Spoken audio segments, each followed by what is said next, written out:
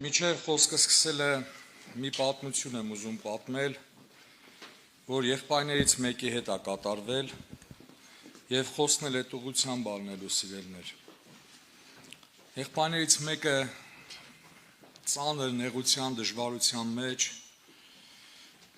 փորձությունների վշտի տառապանքի մեջ,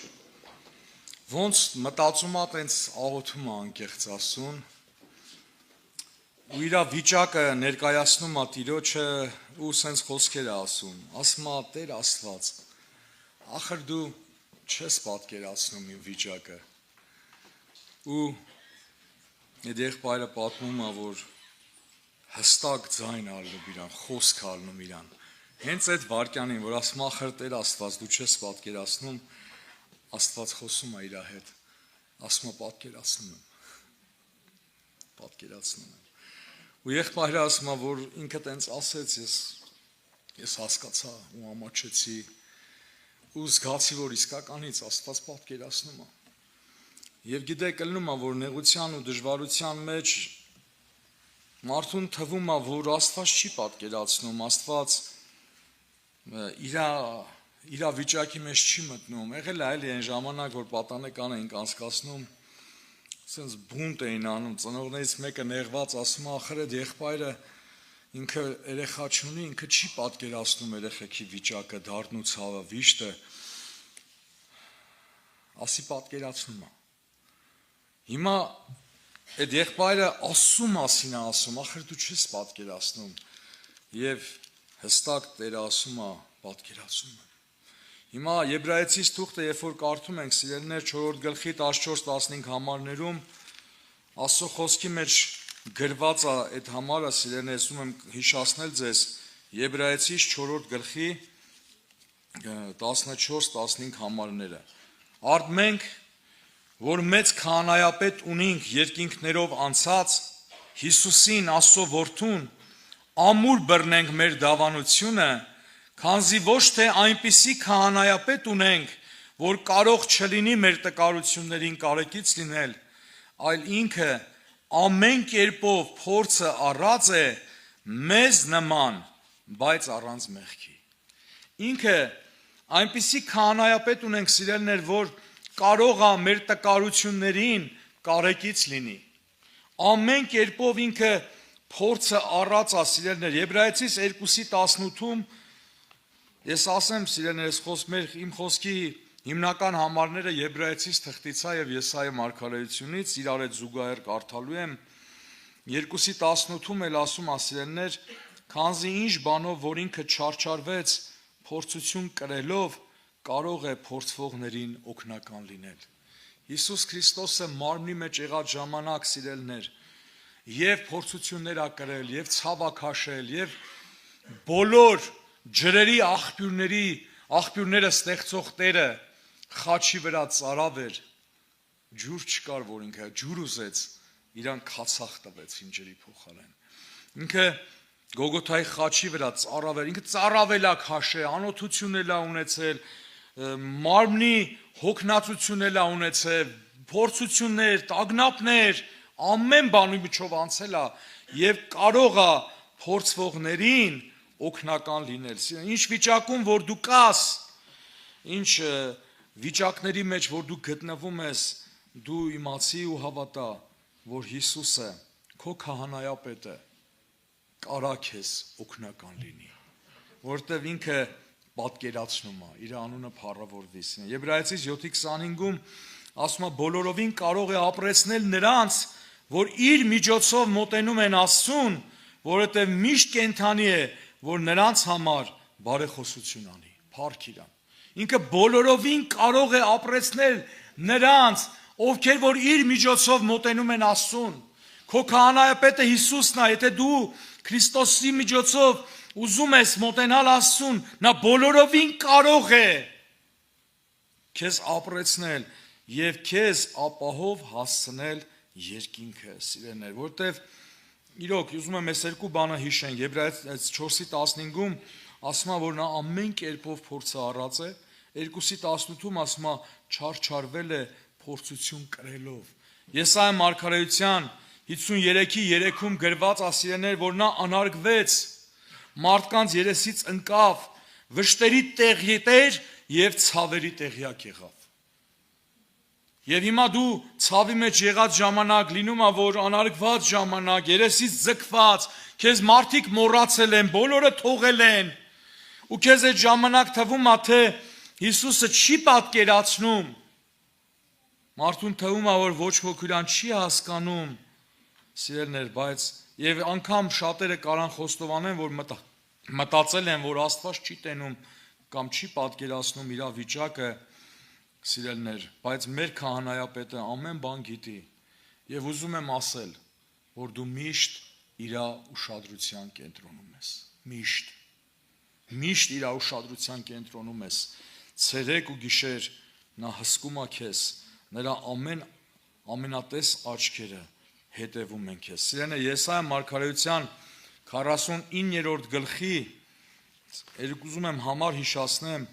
15-16 համարներում գրված է, միթե կինը իր կաթնակեր մանուկին կարող է մոռանալ,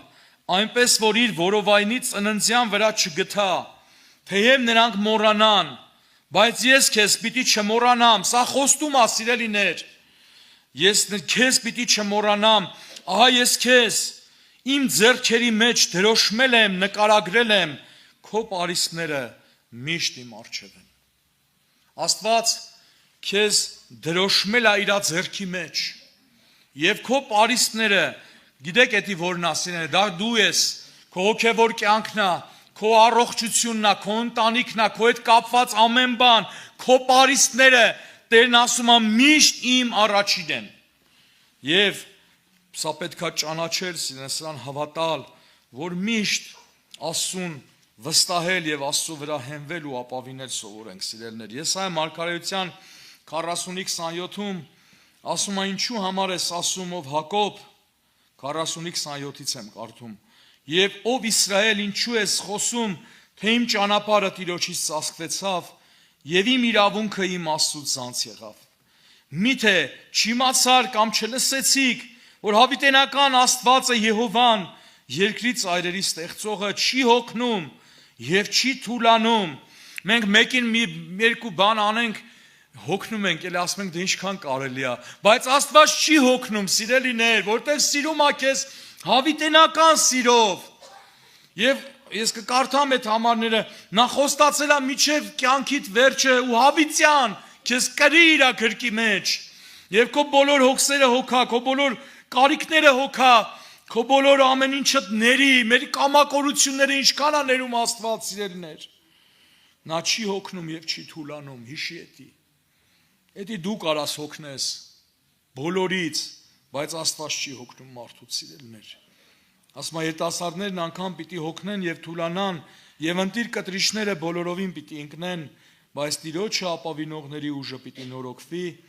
նրանք արծիվների պես թևերով վեր պիտի ելնեն, պիտի վազեն ու չթուլանան, պիտի քայլեն ու պիտի չհոգնեն, որտեղ նրանք գիտեն, որ Աստված գիտի, Աստված տեղյակ է։ Եղբայրներից մեկը, իմ դուրը շատ է եկել այդ վկայությունը, ինքը լուրջ եղբայր է, ավետարանիչ, ասում ալնում է էլի, որ անհասկանալի պատճառներով գիշերը զարթնում եմ, մի սենց տագնապ ալնում սրտիս մեջ, անհանգստություն ալնում սրտիս մեջ, զարթնում եմ անհասկանալի ու չեմ կարողանում քնել, ասում եմ մոտենում եմ պատուհանին, վարագույրը քաշում եմ, նայում եմ երկինք ու ասում եմ Տեր, դու գիտես, ու նորից գալիս եմ անկողին ու քնում եմ։ Սա, սիրելիներ, հավատքի խորը, ճանաչողության խորը արտահայտումը, հասկանում եք, սիրելիներ, ինքը նայում է երկինք ու Աստծուն ասում է Տեր, դու գիտես։ Այդ երկու բառ, բայց դրա մեջ ինչքան խորը հավատք, ինչքան խորը ճանաչողություն, ինչքան խորը վստահություն։ Սիրելիներ, Երկրորդ Պետրոս 2:9-ում գրված ասին է, որ Տերը գիտի աստվածապաշտներին փորձությունից փրկել։ Աստված գիտի այն միջոցները, այնքան ա եղել, ես ձեզ անկեղծ եմ ասում, որ ես տագնապով, անհանգիստ, ինչ որ հարց կա, որ չի լուծվում, ինչ որ զրույց, ինչ որ բան, որ պետք է լինի, մարդը մտածում է, տագնապում է, չի քնում, անքուն գիշերներով իմ հետ եղել է։ Հաջորդ օրը գնացել եմ ու 1000 ձևի մտածել եմ ոնց է ալնելու այդ հարցի լուծումը, բայց Աստված մի հատ լրիվ ուրիշ լուծում ա տվել, որ ես ամաչել եմ ու մտածել եմ, բա արժի ամբողջ գիշեր չքնել, որտեվ քո բոլոր հարցերով Աստված ա զբաղվում։ Դու ինչ ես անհանգիստ, ինչ ես տագնապում, ինչ ես խառնվել իրար, ինչ ես շփոթվել։ Սիրելիներ, իմ հետ շատ ա եղել, ես ամաչել եմ, զղջացել եմ։ Սաղմոս 121-ի մեջ, սիրելիներ, 3-ից 8 համարներում հիշացնում ա, սիրելիներ, Տիրոջ մասին այս խոսքերը, ասում ա, քո ոտքդ Աստված պիտի չդողացնե, քո պահապանը պիտի չքնանա, ահա Իսրայելի պահապանը պիտի չննջի եւ պիտի չքնի։ Տերը քո պահապանն է, Տերը քո աջ ձեռքի մոտ, քո հովանին է։ Ոչ արեգակը քեզ պիտի զարկի ցերեկը, ոչ էլ գիշերը լուսինը, որովհետև Տերը քեզ ամեն չարից պիտի պահե, քո անձդ պիտի պահպանե, քո ելնելն ու մտնելդ պիտի պահպանե, այսուհետև մինչև հավիտյան փառք իրան, սիրելիներ։ Եսայա մարգարեության 27-ի մեջ, սիրելիներ, գրված է, Տերն ասում է, ես ամեն վարքյանի մեջ քեզ պիտի պահեմ եւ պիտի ոռոգեմ քեզ։ Որտեվ մենք, սիրելիներ, ինչքան էլ մարդուն թվում է, թե ինքը զորավոր, ինքը այտենց կարող մեկն է, բայց մենք խեղճ արարածներ ենք եւ ամեն վարքյան Աստծո պաշտպանության կարիք ունենք։ Ամեն վարքյան, որ Տերը պահի մեզ, Տերը առաջնորդի մեզ, Տերը տանի մեզ։ Եվ դրա համար Աստված խոստացել է, որ ես ամեն վարքյանի մեջ ձեզ պիտի պահեմ։ Սիրելիներ, եւ Եսայա 44-ի մեջ 21 համարում գրված է, սիրելիներ, ասում է դու մոռացված չես իմ կողմից։ Այսի միշտ պիտի հիշես։ Ունես փորձություն, ունես դժվարություն, ունես նեղություն, տագնապ կա սրտիդ մեջ, անհանգիստ, վախեր կան քո վրա, բայց դու պիտի հիշես, որ Տերը խոստացել է, սա խոստում է, դու մոռացված չես իմ կողմից։ Քո ամեն ինչից Աստված տեղյակ է։ Անհավատները սենց խոսք ունեն, սիրելիներ, լսած կլնեք, ասում են մեր գլխի, մեր մազ, ասում է կյանքը մազից էր կախված, մազից։ Իսկ իրանք դավանում են, ինչ որ կա իրականում, հա, իմ կյանքը մազից է կախված։ Ես ուզում եմ ասեմ, որ իմ կյանքը մազից չի կախված։ Մազը շատ բարակ է, սիրելիներ, հա։ Եկեք մեր կյանքը չկախվի մազից։ Իմ կյանքը կախված է Աստծո հրամանից։ Ունենաս հազարաթիվ հիվանդություն, դժվարություն, նեղություն, միջև Տերը չհրամայի, վեշերը չես հավաքում։ Համաձայն եք, սիրելիներ, Տերը քո կյանքը Աստծո հրամանից է կախված, որովհետև քո կյանքը Աստված մի հատ այնց հիանալի վայրում է պահել, Աստծո մեջ։ Տենց գրած է Կողոսացի 3-րդ գլխում, ասում է դու ձեր կյանքը պահված է Քրիստոսի հետ Աստծո մեջ։ Դու պատկերացնում ես Աստծո մեջ է քո կյանքը պահված եւ քո հետ չի կարա պատահական բաներ կատարվի։ Սիրելիներ, դու մոռացված չես իմ կողմից։ Ես ուզում եմ մի կարճ վկայություն անեմ, սիրելիներ, երբ որ տարիներ առաջ ինձ տարել էին վիրահատության, եղբայրները իմ մոտ էին, Գևորգ եղբայրը, մեր Լեռնիկ եղբայրը Հիվանդանոցում, էլի Բիրոյաղավանի Սամվել եղբայրը, բայց երբ որ ինձ նստեցրին այդ ինվալիդի այդ կալյասկի վրա, ոտերս բինտով կապած, տարան մի հատ տհաճ բան պատեցին, սիրելիներ, որ տարան մտցրին բոքս, ընդհանրապես մի հատ sense ծանրություն, թանձր խավար կուտակվեց ին վրա։ Ես կարամ ասեմ, որ դա ֆիզիկական երևույթ չէր, եւ մահվան դառը քամին փչում էր երեսիս վրա։ Ես չեմ հասկանում, իմ հետ այդպես բան այդ մի անգամն ա եղել։ Ես անկեղծ եմ ձեզ ուզում ասեմ, ես այդ պահին ոչ հիշում էի, ոչ որ հավատացյալ եմ, ոչ հիշում էի քարոզիչ եմ, ոչ հիշում էի, որ եղբայր եմ ծառայող։ Ես այդ պահին ոչ էլ աղոթք էի անում։ Այդ ծանրությունը էի գալիս էր իմ վրա, չեմ կարա պարծենամ էլի, որ ես աղոթեցի, այդտենց խավարը ծրվեց, բան, չեմ կարա, որտեվ չեմ աղոթել։ Այդ ծանրությունից իմ հետ տարօրինակ բան էր կատարվում ու ճնշում էր ու այդ խավարը թանձրանում էր իմ վրա։ Եվ սիրելիներ, հանկարծ, անսպասելի, Աստծո ներկայությունը պատեց ինձ։ Եվ իր պայծառությունից այդ խավարը չքվեց ու իմ ներսը լցվեց ուրախությունով ու ես Աստծուն սկսեցի փառաբանել, սիրելիներ։ Եվ երբ որ հիվանդանոցից դուրս եմ գրվել, ահագին ժամանակ հետո Թումանյանի քառյակներից հանդիպեցի, սիրելիներ, եւ ես երբ որ կարդացի դա, ասի Տեր, ես էսի ապրել եմ, անունդ փառավորվի։ Թումանյանի այդ քառյակը ուզում եմ հիշացնեմ, սիրելիներ, որ այն խոսքի համար, որ ասում է դու մոռացված ես իմ կողմից, ես կարելի ասել ոչ աղոթում էի, ոչ հիշում էի Աստծուն, ոչ խնդրում էի իրան, այդ խավարը թանձրացել էր։ Ու գիտեք ինչ ա գրում Թումանյանը, ասում է, երբ ես տխուր հուսահատ, ինձ կորած եմ համարում, շուրջս մեռած անապատ սրտիս երկյուղ է տիրում, մահու ձայնը դառնալուր հասնում է ականջիս,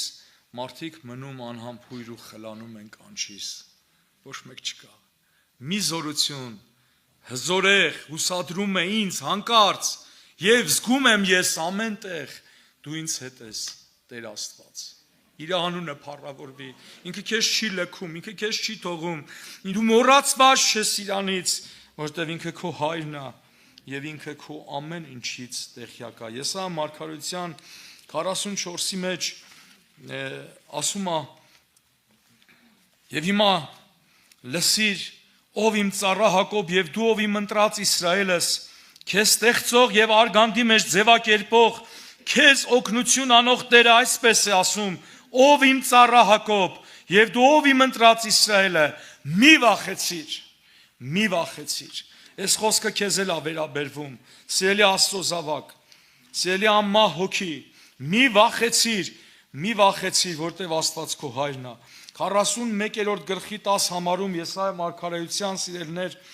ասում է մի զարհուրիր, որովհետև ես քո Աստվածդ եմ, քեզ պիտի զորացնեմ, մի վախենար, ասում է, որովհետև ես քեզ հետ եմ։ Հենց այնպես չի ասում, սիրելիներ, մի վախեցի ու վերջ, մի վախեցիր, որովհետև ես քեզ հետ եմ, մի զարհուրիր, մի վեհերիր, որովհետև ես քո Աստվածն եմ, քեզ պիտի զորացնեմ, օգնություն անեմ եւ իմ արդարության աջով քեզ պիտի բռնեմ։ Դու չես վախենում ոչ թե նրա համար, որ դու զորավոր մեկն ես, տաղանդավոր մեկն ես, անվախ մեկն ես, որովհետև Աստված քեզ հետ է, որովհետև ինքը քո Աստվածն է, այս դրա համար չես վախենում։ Եվ եթե ինքը քո հետ է, եթե ինքը քո հետ է, քո կյանքում կատարվում է այս խոսքերը, սիրելիներ։ Ես կարդում եմ Եսայիա մարգարեության 43-ի առաջի համարից. «Եվ հիմա,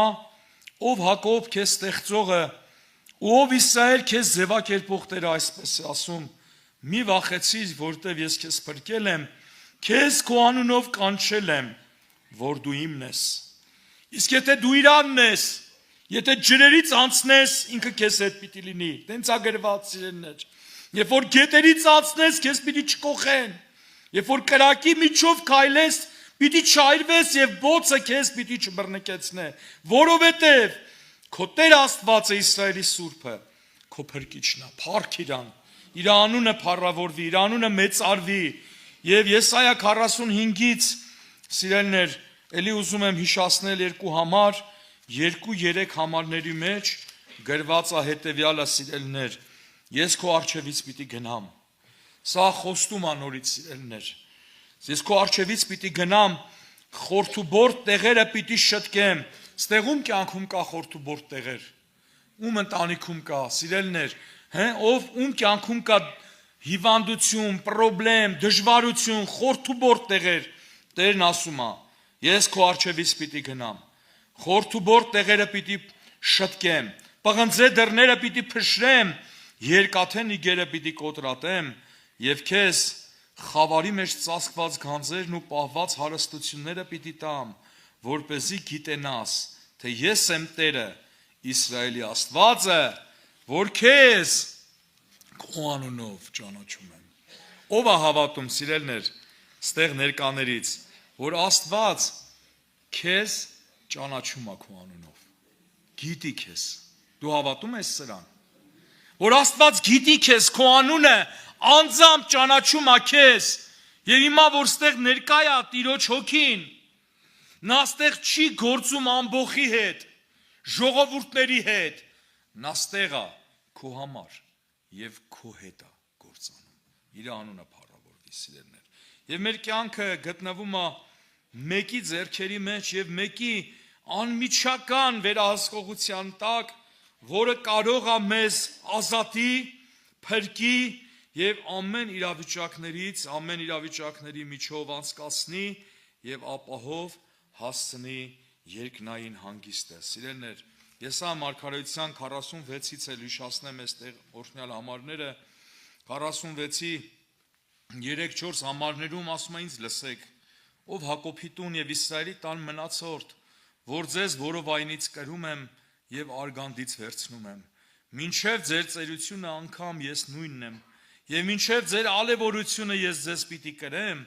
ես ձեզ ստեղծել եմ, ես պիտի վերցնեմ, պիտի կրեմ եւ պիտի ազատեմ։ Փառք իր անունին, սիրելիներ։ Այսենց Աստծո հետ է քո գործը,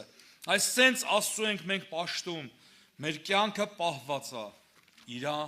մեջ։ Եվ վերջացնելով խոսքը, սիրելիներ, Եբրայեցիս թղթից ուզում եմ հիշացնել այդ համարը, մեր քահանայապետ, քանի որ ունենք այդպիսի քահանայապետ ունենք, այդ ամեն ինչի միջով անցած եւ հիմա հոր աչում նստած, սիրելիներ, Եբրայեցիս 4:16-ում մեզ հորդորում է Սուրբ Գիրքը, սիրելիներ, քանի որ դու այդպիսի քահանայապետ ունես երկնքում հոր աչում նստած, համարձակությունով մոտեցի շնորհած աթոռին, որ ողորմություն ընդունես եւ շնորհ գտնես պետք եղած ժամանակ մեզ օգնելու, գրված է տենց։ Ինչ վիճակում որ կաս, մոտեցի շնորհած աթոռին, քո քահանայապետը կենթանի է, բարեխոսում է եւ կարա քեզ ազատի ամեն իրավիճակների մեջ։ Եվ ուզում եմ խոսքս ուղղեմ նրանց, ովքեր որ դեռ Աստծուն չեն հանձնվել։ Սա օրհնյալ վիճակ է, սիրելիներ, որ դու Քրիստոսին ես հանձնվում եւ Քրիստոսն է դառնում քո կյանքի Տերը, քո ամեն ինչի վերահսկողությունը գտնվում է իր ձեռքերի մեջ։ Հանձնիր իրան, հանձնվիր իրան եւ այն ինչ որ քո համար թանկ է, հանձնիր Աստծո ապահով ձեռքերի մեջ, որտեղ ինքը ամենալավն է գարալու պահի։ Ամեն։ Աղոթե